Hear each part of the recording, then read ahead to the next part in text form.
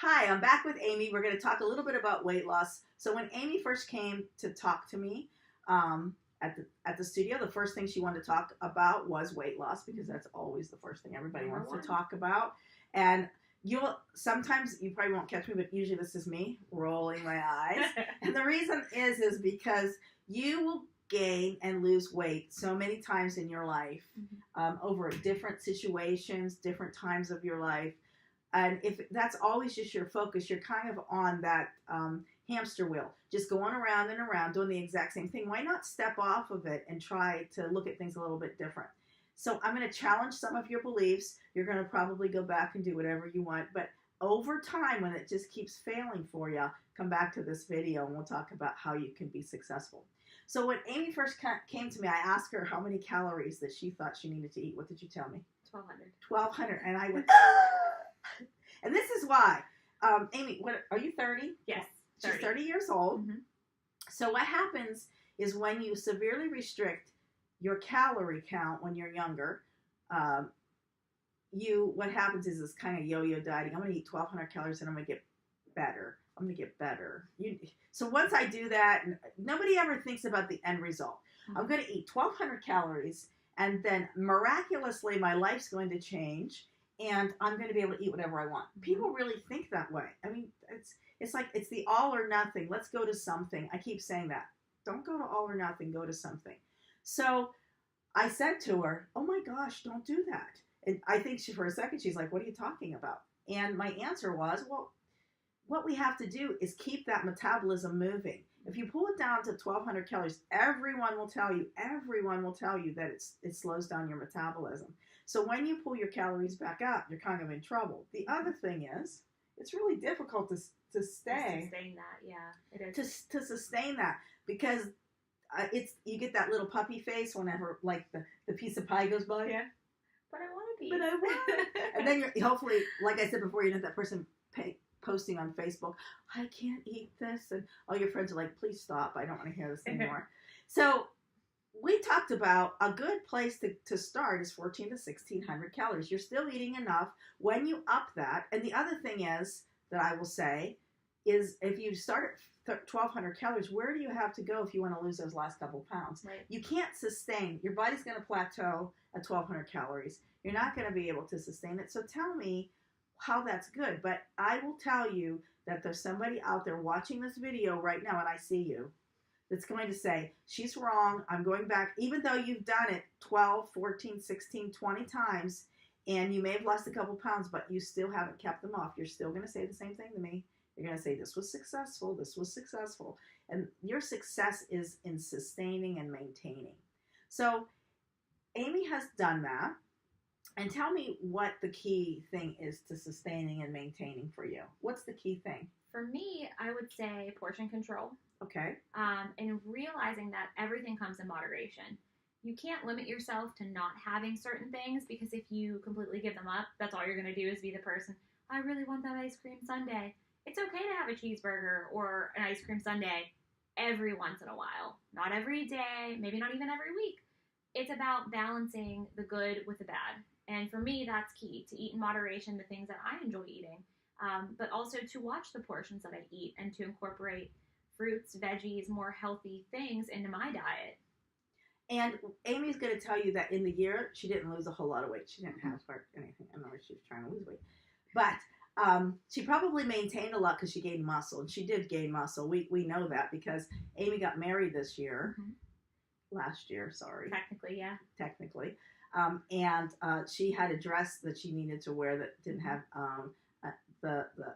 no upper, nothing covering her shoulders. No sleeves, no straps, nothing.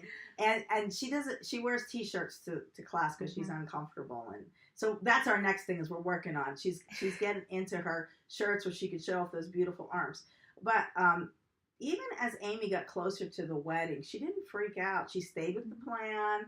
She kept doing the things that were really going to make her look better because, not all skinny people look good. Mm-hmm. I'm just saying that's true. People don't understand that. Mm-hmm. Skinny isn't necessarily attractive, but nice and toned and is something that is kind of attractive.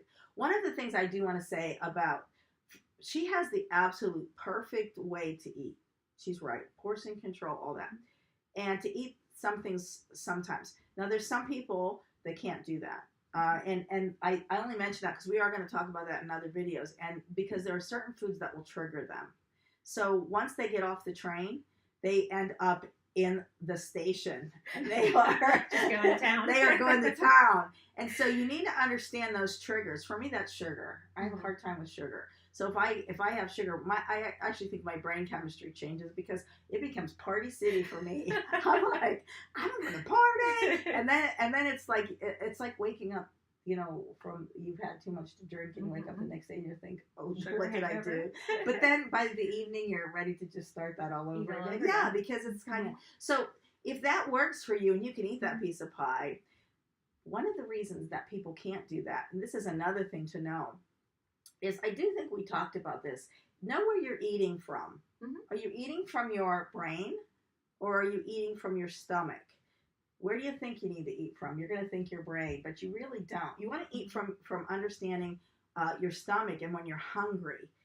Because when you eat from your brain, that's emotional eating. So if you're looking at something thinking, I have to get that in my mouth in the next 3 seconds or the life is going to end, that's more of an emotional eating pattern. And what happens when you emotional eat, and this is something, again, that I think we talked about, is you're thinking about how you can't have that food again, how you're never going to have that food again. So you have to eat as much as you can as you're shoveling it into your mouth. And you're not actually thinking about the food. So when you say, you could have a brownie or something, but if you're going to have that, be present with that brownie. Yes. Don't think about the 5 other ones that you want to have and how you're never going to have them again, how you can never have them again, and how the world's going to end because you can never have them again, because you're going to have them again.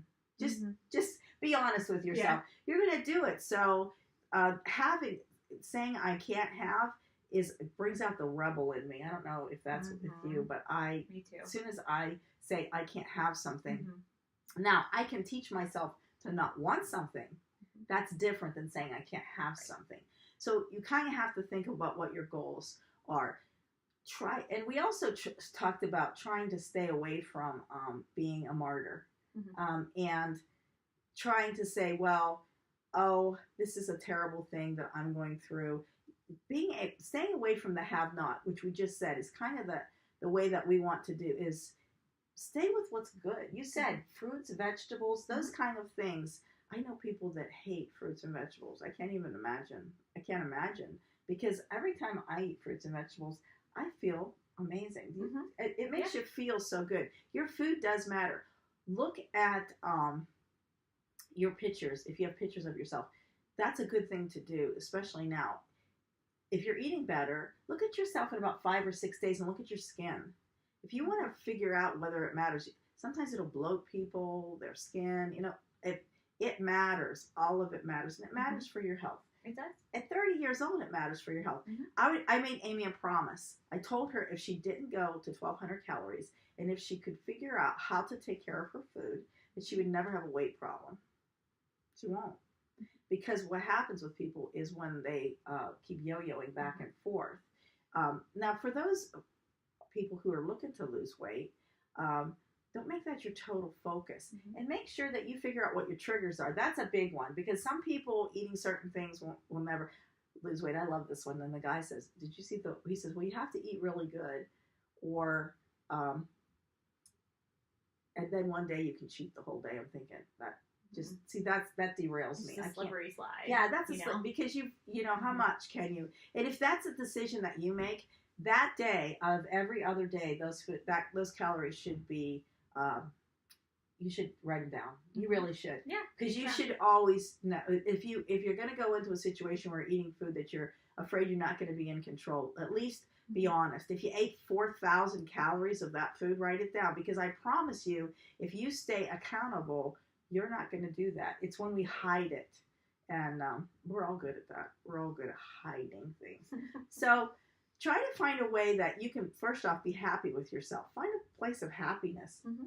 Constantly losing weight. I've met people at 75 that have said to me, I need to lose 10 pounds. I said, honey, you haven't lost 10 pounds by now. Think It's about not something else. There's other things in the world. The person who's always losing 10 pounds, for the rest of their life, doesn't it get old? Mhm. Live life. If you want to lose 10 pounds, great. If you don't, unless it's going to cost you health issues, do the best you can to be healthy. And you know what? You're going to find that 10 pounds to come off in a different way. So we have a happy, healthy Amy here who has a good attitude. Mhm. And she's going to continue to come and work out. And now she's like superstar. I feel like it. Yeah. Yeah. And she has, her attitude is really good. And one of the reasons that it is because she has a good self-image. She's looking at herself saying, I've accomplished things. I didn't look to someone else to decide what I needed to be and who I needed to be. And that's really kind of what we're about. We want you to come in, be your individual self. Don't compare yourself to somebody else, because you're just such an amazing individual that when you compare yourself to someone else, you just become average. Mm-hmm. So why do it? Yeah. Right? I think it's hard for people my age too because Yes. of social media. You are always seeing people post pictures and it looks like they have this fabulous life and this fabulous body, but you don't know the whole story. And they're not you, you're you. And you're only stealing your happiness if you're focused on them all the time. And it is the age of Right. selfies. The other thing to remember, and I'm going to give this to you as a challenge, especially on Facebook, Mhm. is that when somebody's posting to you, and especially if they're critical because inside of them, they're having trouble with that. Mm-hmm. And they're playing it out through you. I always get worried when I see somebody that is really, really into, there goes my vacuum cleaner. I'm sorry, there's somebody vacuuming. Just if you hear it, don't worry, somebody's up there working. But where was I? I was saying if you really critical of yourself. if you watch someone that keeps telling you and telling you and telling you, it's because they're struggling with that behind their back. They Right. really are, and they're probably closet eaters. So realize that. Don't let what their problem come back and haunt you. Just keep your own problems. We have enough. That's right, and work on those ones, and don't take on somebody else's. Right. So our message kind of is: eat good food, Mhm. love yourself, Mm-hmm. keep going forward. Yeah. And have great goals. Don't just make it about weight loss. And you're going to click this off, and you're going to say, that was great. And then you're going to go back and say, I need to lose 10 pounds. And that's okay. But please try to think of a little bit more than that, and take a good look in the mirror this time. And instead of looking in there to see what you don't have, take a look in there and see what you do. Thanks, Amy. I appreciate your time. Yeah, absolutely. Perfect.